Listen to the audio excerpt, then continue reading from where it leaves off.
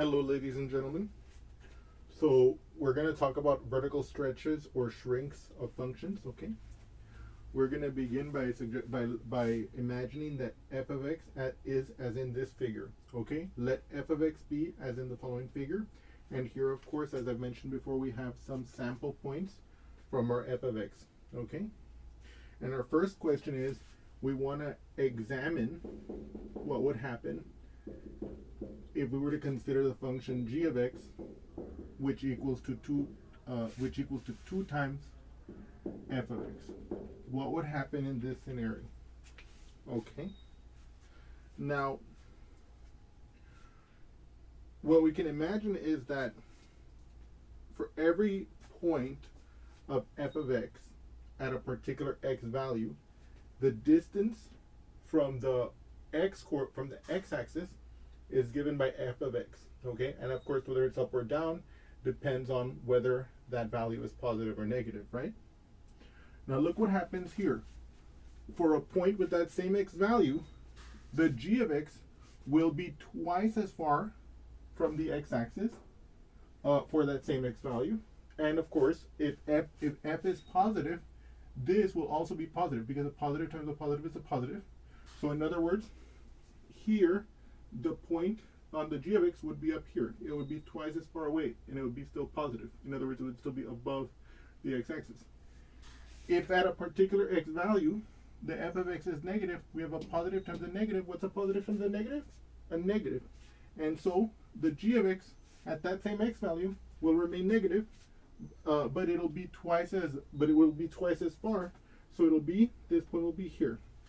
So what I'm going to do here is I'm going to draw in blue my g of x here, and I'm going to capture what we discussed verbally on paper so we can discuss. And of course, if the distance from the x-axis is 0, as it is here for this particular x value, the g will also be 0 away from the x value, because 2 times 0 would be 0. And so here we can see that the graph of g looks like this. Okay, let me write down a verbal description of what we're talking about, and then we'll continue. So I wanted to write down precisely what we had just argued, just on the basis of looking at the graph and some ideas that we've looked at from previous transformation, function transformation discussions. Right? We saw that, for example, here, if the f of x at 1 was 1, then the g of x at that value x equals 1 would have to be 2 times 1, which would be, of course, 2, right? And so here we see that for any x value, for example, x star, a point of f of x will have the form x star f of x star. Sorry about this. By the way, I don't want you to get, by the way, I'm just using the x star to mean some particular value, right? While a point of g of x with the same x, at the same x value, x star, would have the form g of x star, or equivalently, because of the way g of x is defined, it would have the form x star 2 times f of x star. So we see that the point on the graph of g will be twice as far from the x-axis as the point on the graph of f with the same x value, right? So this captures more clearly and more systematically, or more explicitly, what we're trying to say. That, for example, let's say the height here was 1/2. If I multiply that by 2, the height here is 1. And you can see that that's roughly where it is. Obviously, I drew it by hand, so of course it's not going to be perfect, but you can see that that's exactly what we're seeing. Here, let's see, this is 1/2. You can see that at the same x value, the point on g is 1. So it's twice as far, but in the same direction, right? In this case, the graph is below the x-axis, the graph of f, and the graph of g is also below the x-axis. Similarly here, you can see that the value here is 1, the graph of g is twice as far, and in the same direction, same kind of analysis the whole way. And this just captures that perfectly. So now I know what you're already thinking. You're thinking, aha, David, what you're going to say to us is that g of x is going to be a vertical stretch of f by 2, because the constant k here is 2, and the constant here is 2, and if we were to let the function be f of g of x equals to k f of x, then the stretch would be by k. And of course, we can see that it got stretched because the 2 was bigger than 1, right? It made it larger. And so if k is bigger than 1, we're going to have a vertical stretch, okay? And that's, of course, completely true, guilty, and I'm going to write that summary down in a few moments. But now what I want to do is I want to just show you how we could make our table, okay? Like, let's say that we had not drawn it like this, and you had wanted me to make the table of the g using the same x values. Well, I could have very easily done that as follows. So I'm going to copy over my x coordinates, in this case 0, 1, 2, 3, and 4. And what's my g of x at these values? Well, my g of 0 is, my g of 0 is going to be 2 times f of 0. By definition, that's going to be 2 times, what's f of 0? At x equals 0, f of 0 is 0.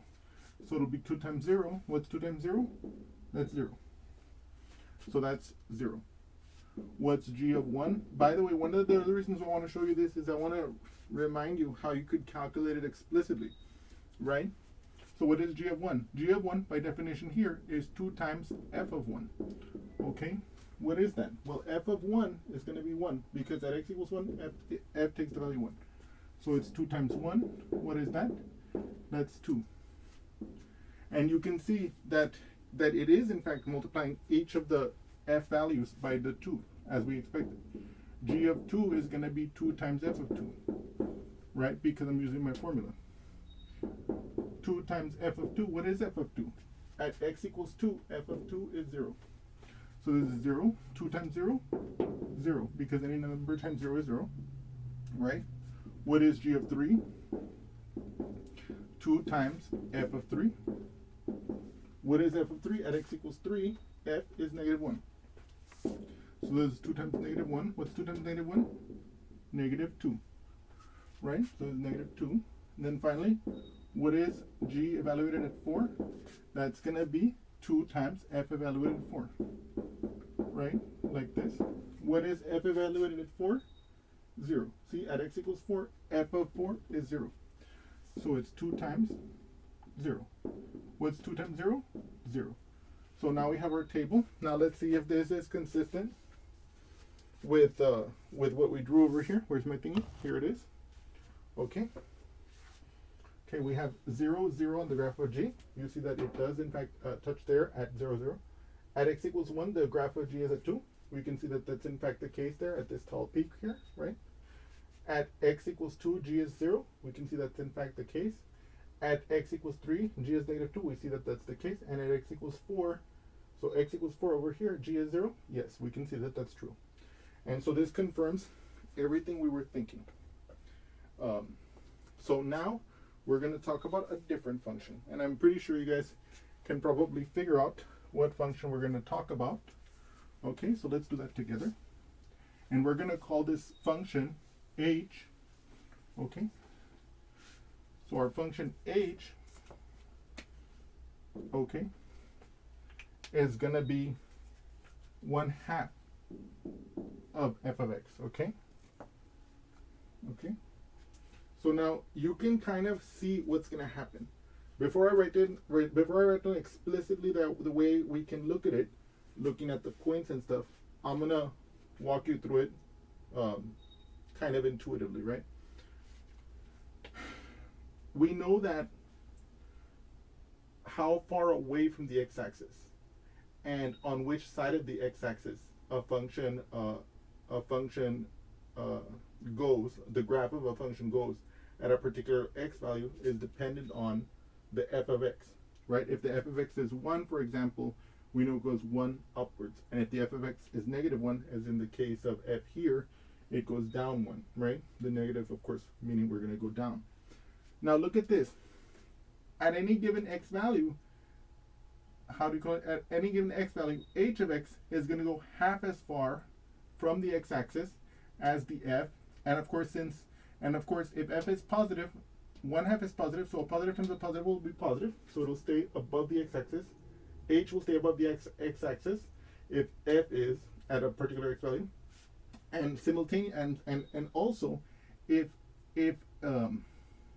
let's say that a particular x value f of x is negative, then a positive times a negative is a negative, so the h will go below the x-axis if f goes below the x-axis at a particular point. So in other words, what we have seen here is that h will go half as far away from the x-axis as the f will, but it will be on the same side as the f. So if we were to think about it kind of like, so if we're thinking naively, or not naively, I don't want to say it naive, or when I say naively here, I don't mean it in any derogatory way, okay? But, so now we can see this graph here. Look at this. You can see from our discussion that this makes sense. It's gone half as much as the f has from the x-axis, but in the same orientation. So you can kind of see that this is kind of like a shrink, okay? So let's write down explicitly what I was discussing verbally. So to capture more formally and explicitly what I was trying to say, or what I was saying like intuitively, arguing as we did using the graph, we can say it like this. For a given x value, x star, a point on the graph of f will be x star, comma, f of x star, while a point on the graph of h will be x star, h of x star, or equivalently, because of the way that h is defined, x star, comma, 1/2 f of x star. The net effect is that at a particular x value, the point of h will be half as far from the x-axis as the point of f at that same x value. So if we look here, like let's say at x equals 1, 2, 3, at x equals 3, you can see that f of x is -1, and so the point goes down 1.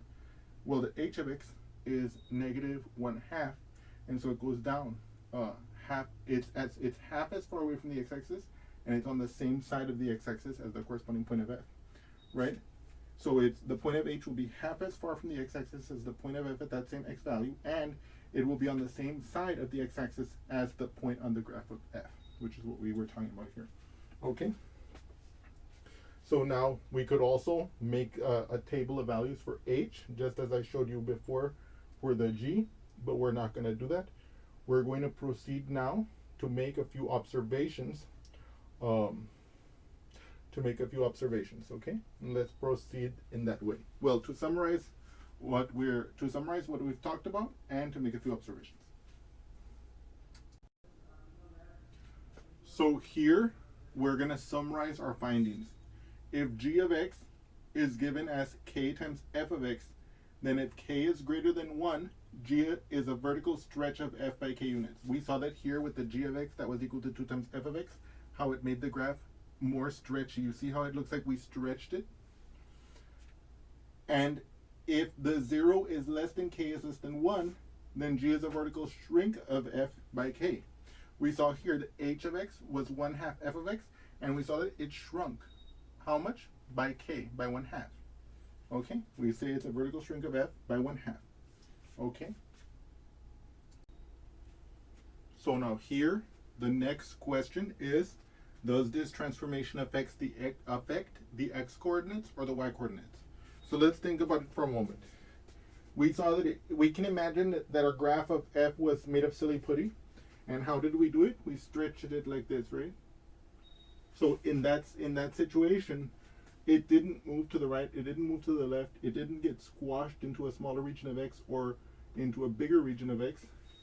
So the domain is not affected. Okay, so the x coordinates are not changed.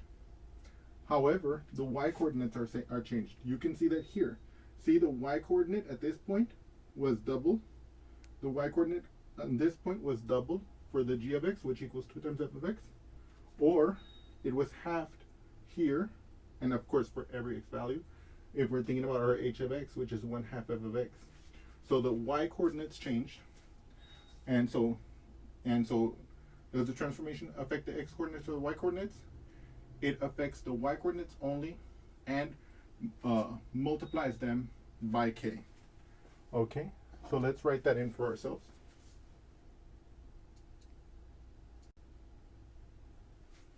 So this transformation affects the y coordinates only, the y coordinates of g being k times those of f. Okay, using the notation here, right? Now the question is, does this affect the domain, and how? We saw in our discussion that it does not affect the domain at all, right? Because we saw that it doesn't get stretched out along the horizontal axis, it doesn't get shrunk along the horizontal axis, and it doesn't get shifted one way or the other. This transformation, the vertical stretch or vertical shrink. Does it affect the range? Yes, most definitely, right? And I'm gonna basically suggest that whenever you see a stretch, you're gonna modify the range accordingly. A vertical or a vertical stretch or shrink, modify the range accordingly. So we can see here that for f of x, the range was from -1 to 1, the y values, right? So what is the multiplication by 2 give us? That the range will be from -2 to +2. Alternatively, in the case of the h of x, right, which we know was defined as 1/2 f of x, okay? The range of the f was from -1 to 1. What will be the range of the h? It'll be from -1/2 to 1/2, okay? And of course, if the range of the parent function was -infinity to infinity, the range would not be changed, but it will change the range for functions that have ranges that are bounded in some way, okay? Now, I hope you have enjoyed this example. Oh, let me just make one more point. So basically what I'm telling you is this one does affect the range, but of course, I encourage you to use your brain and to think about how the range changes on a case-by-case basis, okay? And but anyway, so now that's it for this example. I hope you've enjoyed it, and I look forward to seeing you again soon. Thank you so much.